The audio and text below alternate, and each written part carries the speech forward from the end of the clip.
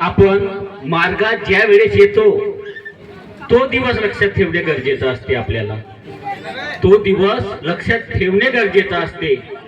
आज ज्या वेळेस आमच्या गावी त्यागी सेवक कुणी नव्हते, फक्त एकच त्यागी सेवक होता आणि त्यावेळेस आमच्या गावी तसा परिश्रम जास्त बेंडकर साहेबांनी आमच्या गावी केला.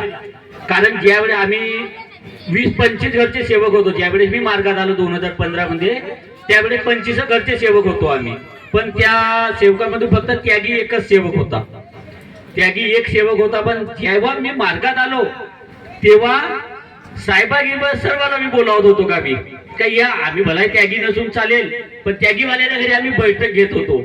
आणि ते पहिलीच बैठक आमची आम्ही कोजागिरी ठेवला. त्यावेळेस पहिली बैठक आमच्या गावात 20-25 घरचे पूर्ण असे परिवारासहित त्या बैठकीला उपस्थित होते.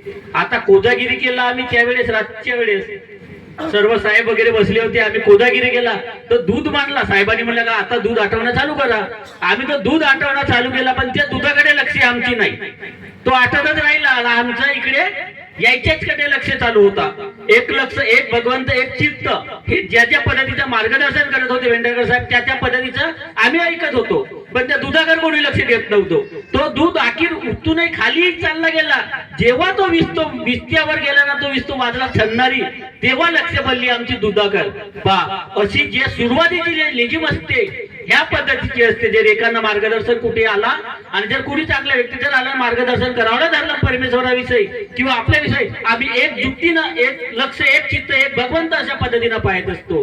पण जेव्हा आपण जास्त सेवक झालो, त्यागी झालो, तेव्हा किती इथं विचार मानतील, पण आपण लक्ष ठेवणार नाही. तात्पुरता डोळ्यापुरता दिसतो आणि ते विचार त्याच्या तेथीच ठेवून देतो. अशी एक गोष्ट. आणि एक गोष्ट आपण जो कार्यक्रम केला होती मागे आपल्या विहिरगावला, सामूहिक एकतेचे हवन कार्याचा कार्यक्रम केला होती, त्यावेळेस मला आता भेंडारकर साहेबांकडे गेलो होतो. तर भेंडारकर साहेबांनी आम्हाला का म्हणला होती का बाहेरच्या लोकांकडून वर्गणी घ्यायची नाही.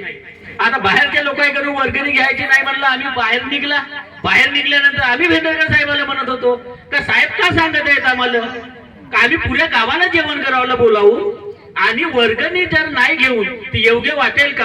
आता मग आम्ही जर वर्गणी जर नाही घेतला तर आमची वर्गणी कमी पडेल. त्या कामासाठी आम्ही भेंडारकर साहेब आपल्या मनामध्ये विचार करत होतो. म्हणजे सर्व आमच्या गावचे सेवक 2-4 जण आम्ही मनामध्ये विचार करत होतो का साहेब हे गलत सांगत आहेत म्हणून. सर यांनी आता कार्यक्रम जवळ आला, जवळही कार्यक्रम आला तरी आमच्या मनामध्ये तेच उत्कृष्ट वाटत का वर्गणी घ्यायची आणि काय करू वर्गणी घ्यायची.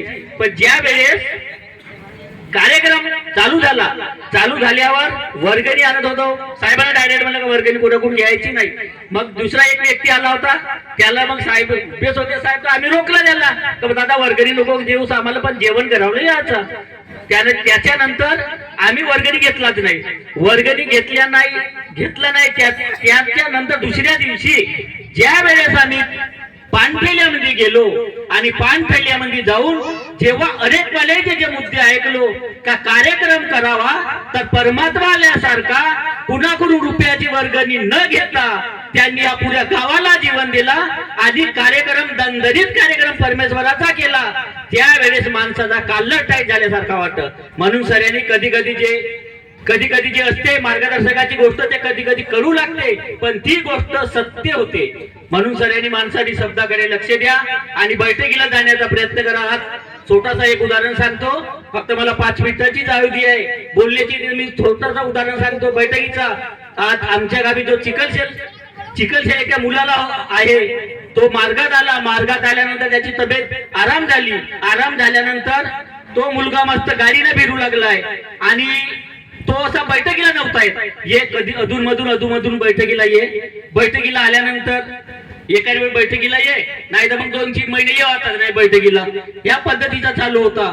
पण ज्या वेळेस मग तो त्याला काहीतरी परमेश्वरानं बुद्धी दिलं नसेल, तो हर एक बैठकीला येणं चालू केलं, दर शनिवारी बैठकीला येणं चालू केलं.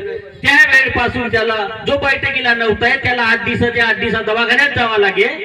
त्याच्या अंगाला जसा दुखणा येत होता त्याला दवाखान्यात जावं लागेल. जेव्हा त्याला बैठक परमेश्वराची चालू केलं तेव्हापासून त्याच्या अंगाला जो दुखणा आहे 3 महिने 4 महिन्यानंतर येत आहे. पहा ही परमेश्वरी शक्ती आहे. म्हणून सर्वांना सांगितली तो बैठक हे आवर्जून जाण्याचा प्रयत्न कराल हीच आपल्यासमोर विनंती करतो आणि याच्या समोर 4 तत्व 3 शब्द 5 नियमाचे पालन करण्याचा प्रयत्न करीन असे आपणास सत्यवचन देतो. आपले लांबलेले शब्द होऊ शकते मी माफी मागतो.